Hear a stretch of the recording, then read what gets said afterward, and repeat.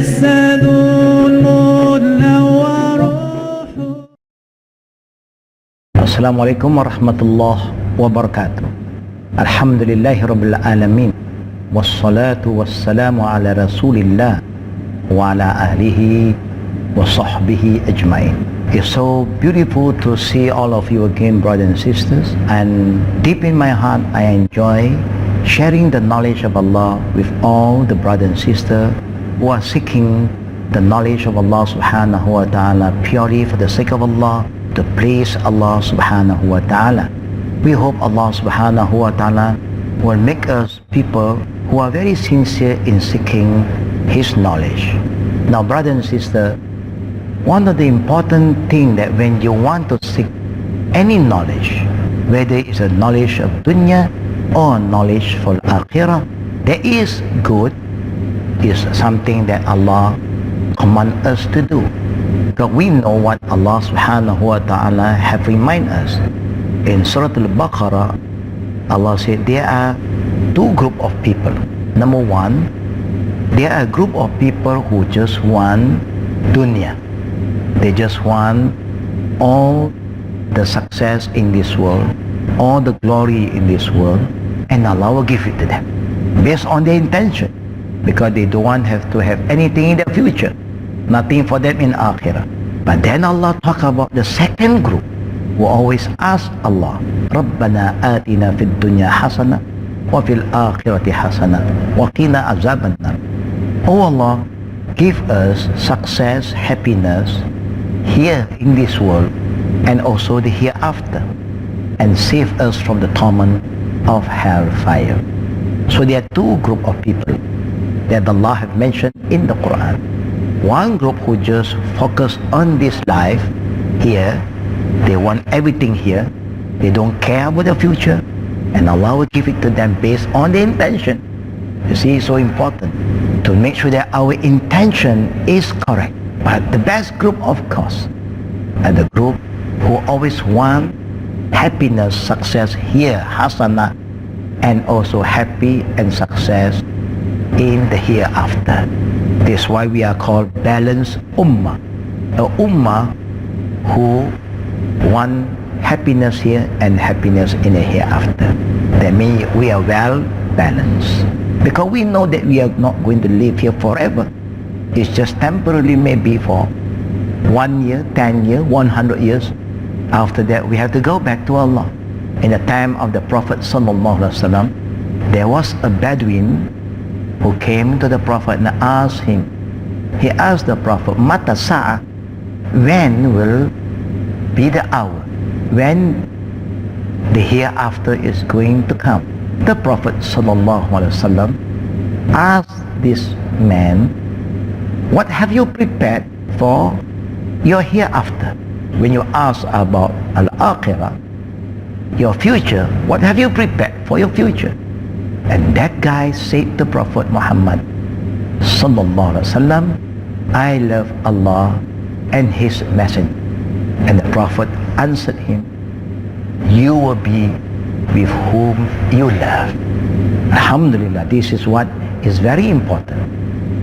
We must ask ourselves, when we want to seek knowledge, are we seeking the knowledge for the sake of Allah, and we are trying to follow the way and the sunnah of Prophet Muhammad sallallahu alaihi wasallam?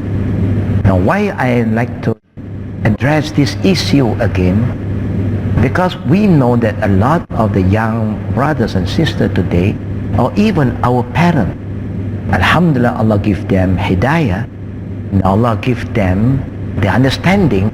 They are spending a lot of their time seeking knowledge, especially the women. Everywhere, when I was giving a lecture, I found that majority of the attendants are women. Alhamdulillah, they are the mother of the future generation. It's very important to educate them. But of course, it's very important for us to understand the adab. Because everything in Islam, the adab play a very important part. The adab always comes to the extent that the Prophet said, on the day of judgment, the deeds that have more weight on the scale of Allah is akhlaq. is adab, manners, conduct, character, attitude. Now the adab of seeking knowledge, number one, we must honor the knowledge. How do we honor the knowledge? We must be sincere to seek the knowledge for the sake of Allah, because that knowledge that we are seeking belongs to Allah. Every single knowledge belongs to Him, and that's why we must acknowledge that. And who have the right to feel proud about the knowledge? Only Allah, huwa mutakabbir. But even Allah, the all-knowing, He is so loving, so kind. Even people who are wrong, He do not punish them immediately. He will not judge them immediately. He gives them time to repent. He sends messengers to remind them, even they are so wrong. And He also sends people of knowledge to remind them. And He always opens the gate of Tawbah and prepares to forgive us. See the beauty of Allah's attributes, His sifat. Only people who have the right knowledge will understand. So when the adab is correct, then after having that right adab, honoring Allah for the knowledge that He has given us, we also must honor our scholars. Respect the people that you are learning from. And who is the first teacher that we have is our parents. Who is the one who taught us things that we do not know? Our mothers, because they are the closest to us, and they are the one who always communicate with us more than anyone else. They are the one who teach us, guide us, of course, with the guidance and knowledge that Allah have given them. That's why you must honor your parents. Don't be proud with your parents, because you know nothing until they taught you with what Allah have given them. And of course, there's another people that you must honor is the scholars. Your teacher who have been coaching you, who have given you the knowledge that Allah have given them, you must honor them. Man waqara aliman faqad waqara rabbahu. Whoever honor a scholar, a person that they seek knowledge from, that means they honor Allah Rabbul Alameen. But of course, the scholar that you must honor are the scholar who guide you with the guidance of Islam, not a scholar that misguide you, who are teaching you all the things that is against Allah and the teaching of the Sunnah of Prophet Muhammad sallallahu alaihi wasallam. Because that is not considered a scholar. There is people of hawa, people of nafs, and we are not supposed to learn anything from this kind of people, because whatever they are going to tell you is going to make you further and further from Allah. Now after you have this right adab, then of course the adab of the seeking knowledge is that you want to improve yourself. You want to get closer to Allah, not further from Allah. And the knowledge that can get you closer to Allah is a knowledge that can help you to practice what you learn. Now a good scholar will not make knowledge complicated, will not make things difficult for you, because even the Prophet have reminded us, yassiru walau ta'siru, always make it easy, don't make it difficult. So you don't have to come up with all these sophisticated terms, difficult words. They're so easy and it's so difficult, that is so difficult for people to understand. Make it simple as possible. Talk to the people in a level that they can understand easy. I mean, they can grab the word and understand what you are trying to share with them without going to the dictionary and having a lot of thinking again. What do the scholars say just now? Make it simple. Islam is simple. So when you make it simple, brothers and sisters, Allah will make things simple for you. You make something easy for anybody here, and Allah will make your future easier. And remember what the Prophet even said, that Allah's help is always there as long as we always help other people who need our help. And brothers again, and all the sisters, I have seen a lot of scholar of knowledge or student of knowledge. After they learn, I see that they fail to act upon the knowledge. I give you a few examples that may help us to understand things better. We know that Islam emphasizes the importance of having adab or discipline. If you're going to a masjid, example, there are some signs written there. Please organize your shoes. Put your shoes or your sandal properly. Don't put them in front of the door, the entrance of people going in and out the masjid. Put beside, right or left, or maybe they have some area that they have designated for shoes and your sandals or your slipper. Then put it nicely, organize it nicely, so that you do not cause people to step on your shoes, or it may cause problem to other people who is going into the mosque and coming out from the mosque. Now this adab is important, and I'm going to share with you more after the short break. Brother and sister, it's nice to see you again after the short break. Now we did discuss about the adab of entering the mosque when you go to the mosque, like Jummah prayer or Jama'ah prayer, not on Friday, just daily Jama'ah prayer. But today you have seen a lot of people will enter the masjid, they don't care. They just open their shoes in front the entrance, and it may cause somebody to slip sometimes, because people may step and imbalance of what is on the ground. It may cause a person to fall and then injury. We don't care about other people. Now, if you have learned something in the masjid, after Maghrib example, when you come out from the mosque, in the future you know how to organize yourself. You remind people, put the shoe and slipper side, right side or left. Don't put in front of the entrance of the masjid.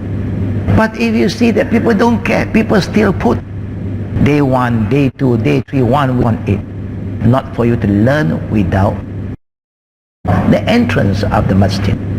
But if you see that people don't care, people still put day 1, day 2, day 3, 118, not for you to learn without acting upon it. You remember what Allah even said, kabura maqtan indallah an taqulu ma la taf'alun.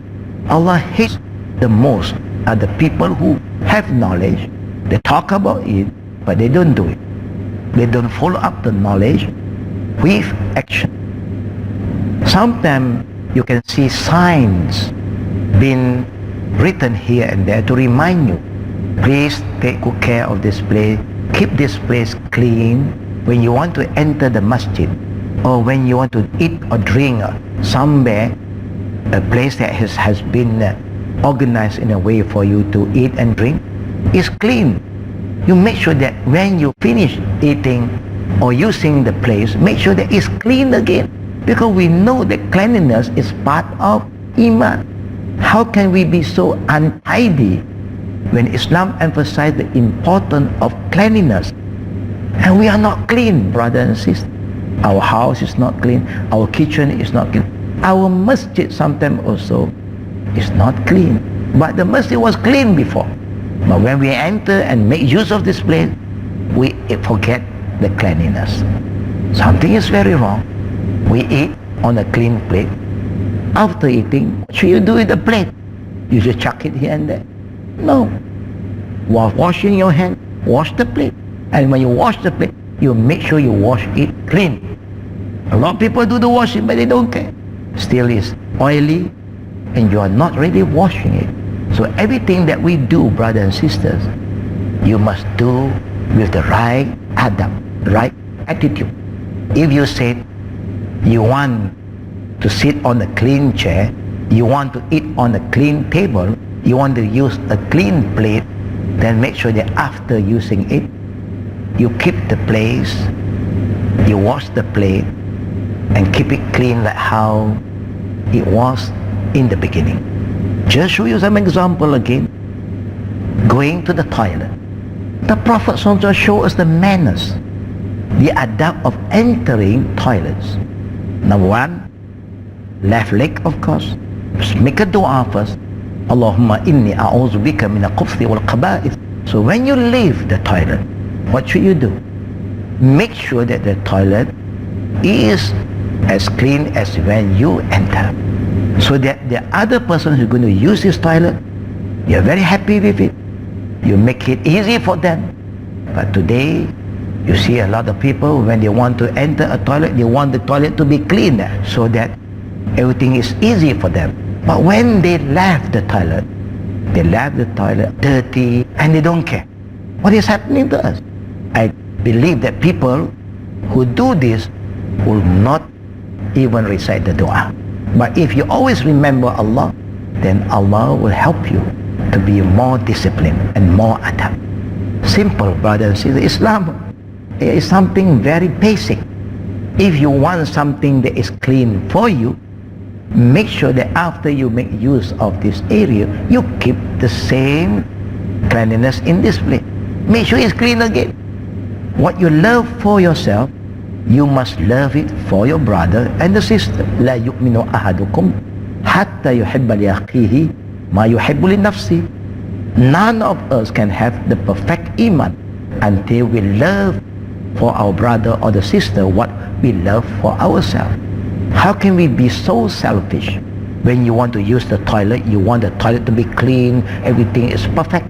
But after you use it, you dirty the whole place. Is that the teaching of Islam? Have we learned about the adab? Islam is a daily life. Like I say, it's not just ritual, it's a way of life. Even going to the toilet, coming out from the toilet, there's a lot of adab. Now can you imagine, brothers and sisters, if we learn the right adab, wherever we go, when people look at you, look at me, look at our children, they will love them. See these people, well behaved, well disciplined, they are clean people. Who don't love all these things? Everybody loves to be clean. Every people love clean place. So this is what we have to highlight today. Make sure that we do not just seek the knowledge without adab. Every single thing that we do in Islam, the Prophet emphasized the importance of having the right adab. And this is what we want to remind all of us, brothers and sisters, because Islam is a beautiful religion. Islam is a religion that is so rich with all the good adab and values. But today, very sad to say, when I travel here and there, I found that the Muslims who have been learning day and night, years after years, when come to adab, they fail. And not only I blame them, brother and sister, I may have to say very frankly, from my heart, I also blame the people of knowledge, so-called alim, so-called teacher, so-called scholar, because they don't highlight this. And sometimes when they teach you, they did not monitor your movement. They do not supervise you. Our Prophet ﷺ, when he educated his Sahaba, his companion, he do not just pass the knowledge to them and then it's up to them whether they do it or not. But he is always making a tarbiyah rabbani, an educator, a good scholar, a good teacher is a person when he passed down the right knowledge to the student, he is very observant. He wants to make sure that the student understand the knowledge and the student act upon the knowledge. Because it's not just looking at the children or your student in the musalla when you are talking to them. After the class, you must look at their action now. Do they really understand? If they understand, Alhamdulillah, how can they prove to you that they understand?